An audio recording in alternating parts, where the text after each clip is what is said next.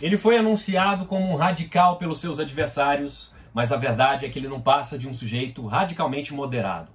Ele enfim chega ao poder como presidente em 20 de janeiro de 2021, mas o poder é um local que ele ocupa há bem uns 30, 40 anos, de um jeito ou de outro. Ele é o fiel depositário da esperança e da excitação de milhões de americanos e de pessoas ao redor do mundo, mas talvez o maior mérito dele seja o de transformar a política americana em algo chato de novo. E sim, isso é mais mérito do que defeito. Eu já te explico por quê. Eu estou aqui para falar, é claro, de Joe Biden, o 46º presidente americano. Muito prazer, eu sou Túlio Augustus, professor de Sociologia, e convido você, minha caríssima, você, meu caríssimo, a se inscrever nesse canal, deixar seus comentários, suas impressões aí, e dar um like nesse vídeo se você gostar dele, é claro. Bom, todo mundo já falou de Biden, você está cansado de ouvir falar disso, e eu que desobedeço minha mãe, que vive dizendo que eu não sou todo mundo, quero falar também um pouco desse assunto, muito brevemente. Joe Biden assumiu aí a presidência dos Estados Unidos, numa passagem de bastão muito cheia de expectativa, né, por conta dos posicionamentos aí da gestão passada do Donald Trump. E a verdade é que o Biden tem um perfil muito centrista, né, com muitas inclinações centristas. Por mais que ele tenha sido vendido e anunciado aí como um radicaloide de esquerda, como um socialista e a verdade é que isso só obedece a uma lógica da narrativa destoada da realidade trumpista, né? A verdade é que o Biden é um sujeito moderado, tem uma passagem já muito ampla pela política americana, ele é um filho de Washington, podemos dizer assim, né? Um sujeito que ocupou 6 mandatos como congressista americano e só saiu para ser vice-presidente durante 8 anos, no mandato do Obama. Portanto, de novidade na política ele não tem nada. Aliás, é só aqui no Brasil que um sujeito consegue passar 30 anos no Congresso, entre partidos do Centrão, e depois se eleger presidente, se dizendo novidade, se dizendo um forasteiro, um outsider na política, como foi o caso do Bolsonaro, né?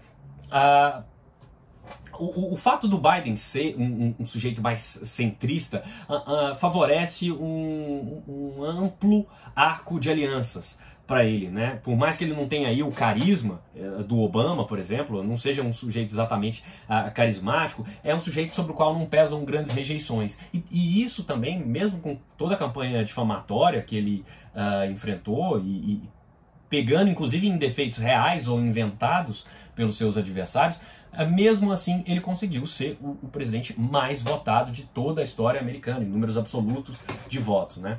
E espera-se que ele consiga fazer mudanças de peso.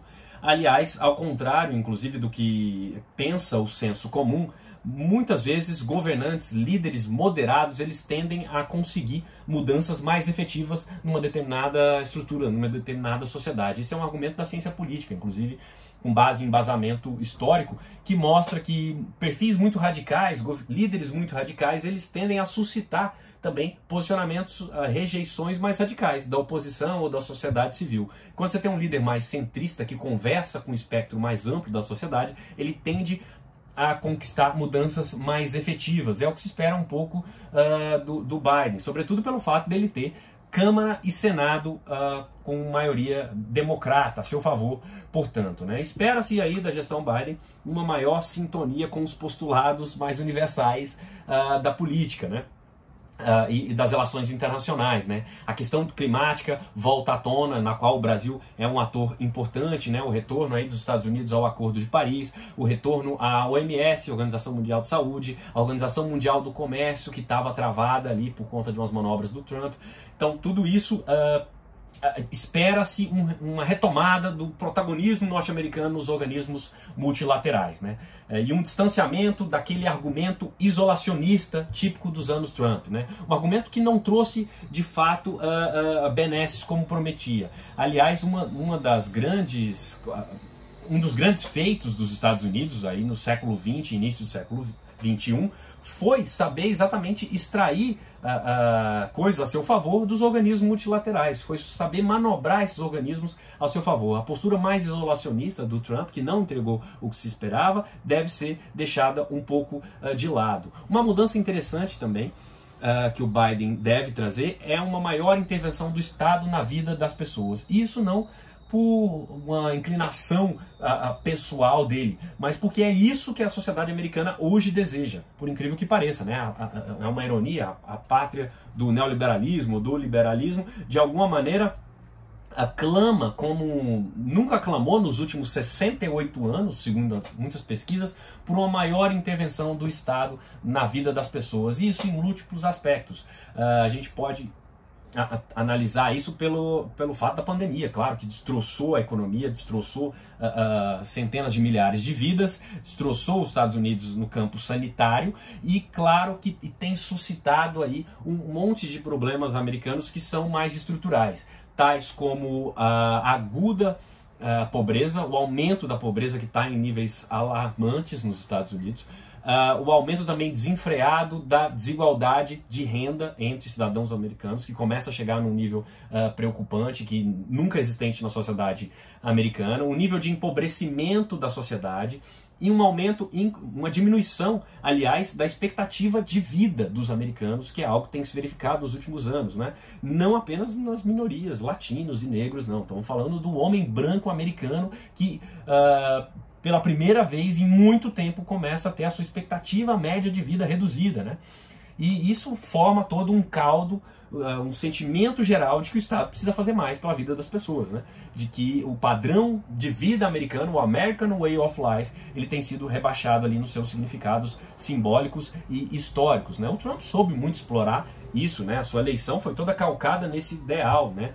O tal do Make America Great Again era em busca, era na verdade flertando com essa ideia. No âmbito das relações internacionais, espera-se um Biden mais experiente, coisa que ele de fato é, né? Exatamente por ser muito experiente nesse quesito, e em todos os outros, afinal, ele tem 78 anos de idade, né? O presidente mais velho da história. Ele entende muito de relações exteriores, conhece muito de América Latina, cuidou pessoalmente do assunto quando vice-presidente e como congressista, portanto, se espera aí um retorno dos Estados Unidos a esse papel de líder do mundo livre, do free world, como eles gostam de dizer, de líder no Ocidente, né? Uma pauta que não deve ficar de fora também é a regulação das Big Techs, que talvez seja aí a diretriz da nova economia no século XXI. Esse é um assunto que está quente não apenas nos Estados Unidos, mas também na Europa, em todo o mundo. Deve dar muito pano para a manga durante o governo Biden. Uma coisa que não deve mudar, contudo, são os embates com a China.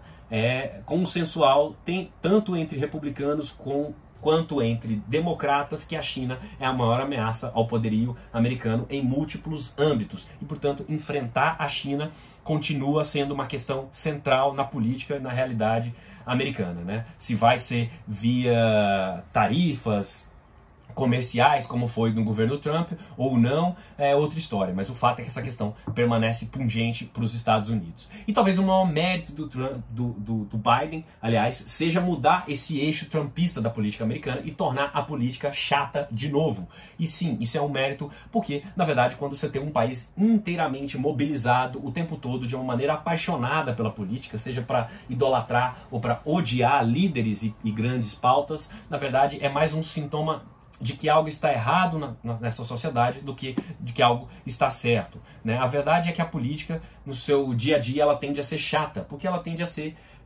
previsível, ela tende a ser paulatina, ela tende a ser morosa. Então esse ideal da política cheia de pirotecnias, de manobras, de reinvenção da roda todo santo dia, isso é uma coisa de populismo barato, né? Esse histrionismo da política da era Trump, isso na verdade mobiliza, deixa as pessoas apaixonadas, mas traz poucos feitos importantes, de fato, causa mais polêmica, mais barulho do que menos ações efetivas. Então espera-se que a chatice do Biden, entenda-se que a chatice pela previsibilidade, né, por uma postura menos tresloucada no âmbito da política, talvez torne os americanos melhores, né? Make politics do again, né? Torna a política meio chata de novo, talvez seja um grande mérito do Biden, né? Menos polêmica, e mais ação efetiva. Menos lacração na internet e mais postura de estadista.